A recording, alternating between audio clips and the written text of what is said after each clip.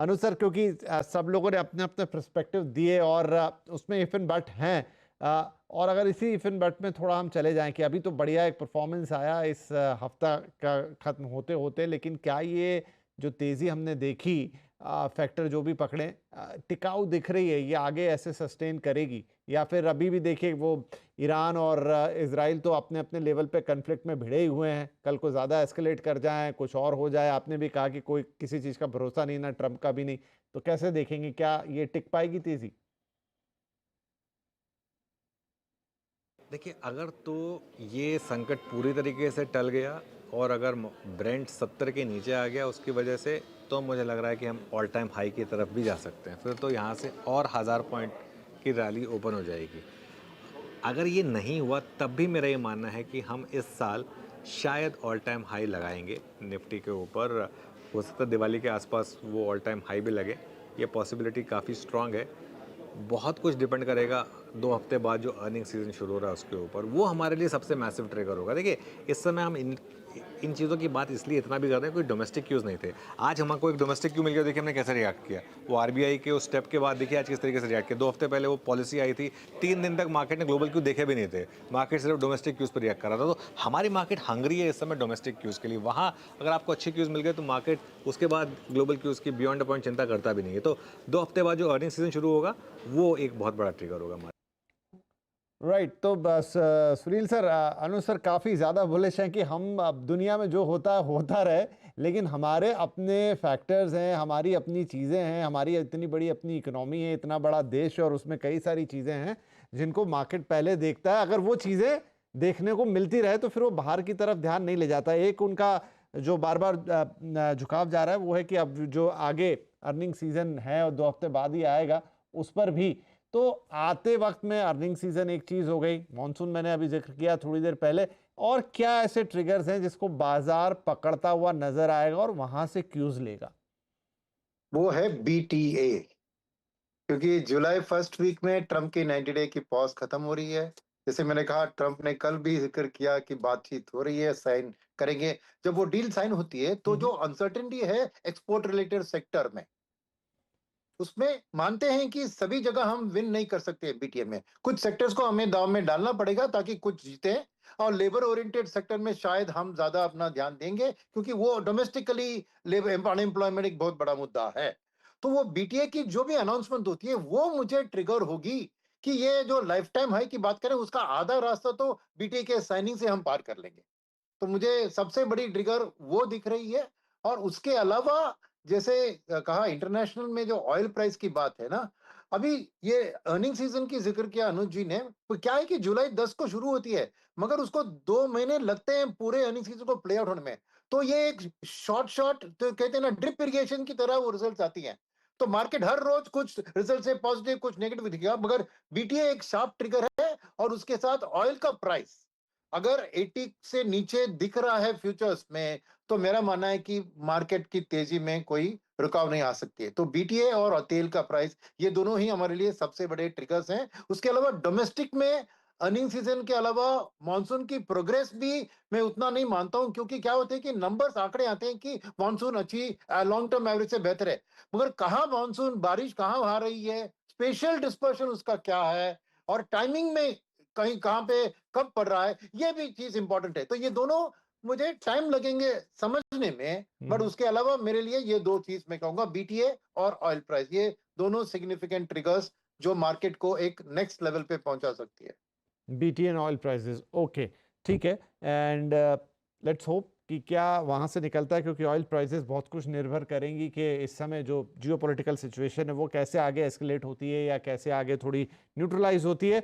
संजय साहब, अगर हम थोड़ा इस बीच जो और दूसरी चीज़ें आ रही, फॉर एग्जांपल टू व्हीलर्स के नंबर काफ़ी इनकरेजिंग है, यहाँ ग्रोथ दिख रही है, रजिस्ट्रेशन में 6% की इंक्रीमेंट है। और पैसेंजर व्हीकल्स को छोड़ के अगर हम बाकी देखें तो कुल कमर्शियल व्हीकल या तमाम और दूसरी टू व्हीलर्स भी, जैसे मैंने जिक्र किया, सब में ग्रोथ है।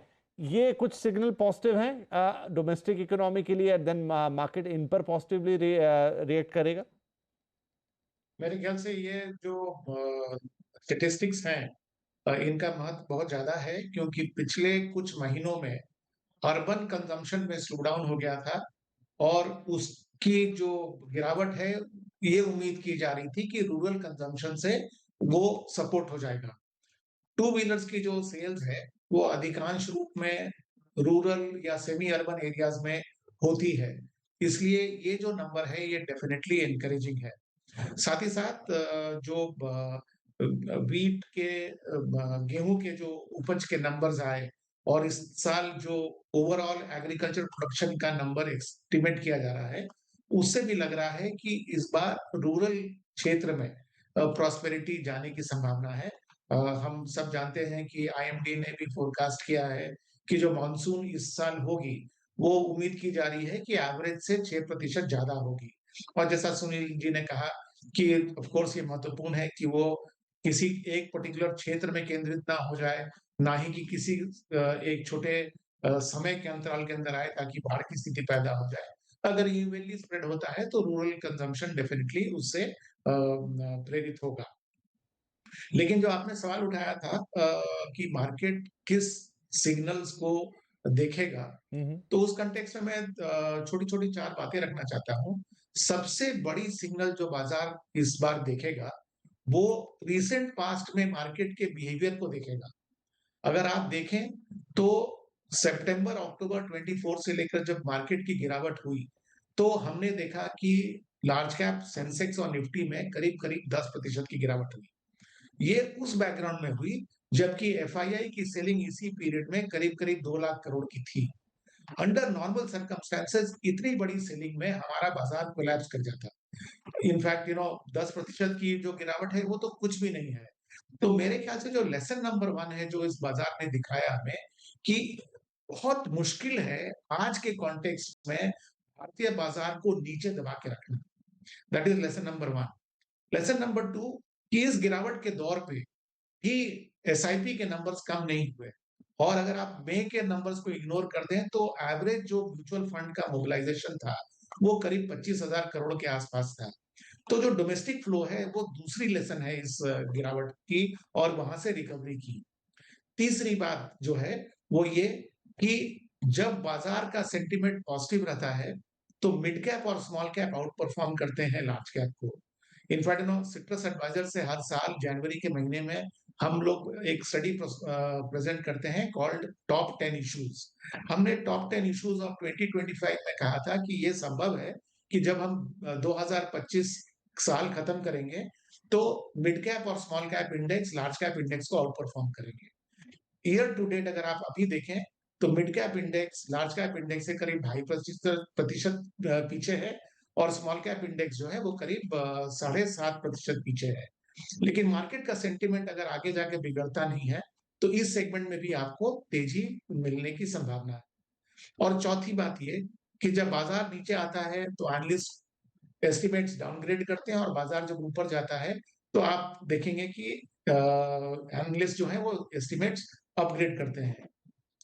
जनवरी 2025 में आपके लिए स्टॉक्स का चुनाव करना बहुत मुश्किल हो गया था क्योंकि स्टॉक्स की वैल्यूएशन बहुत ज्यादा बढ़ गए थे।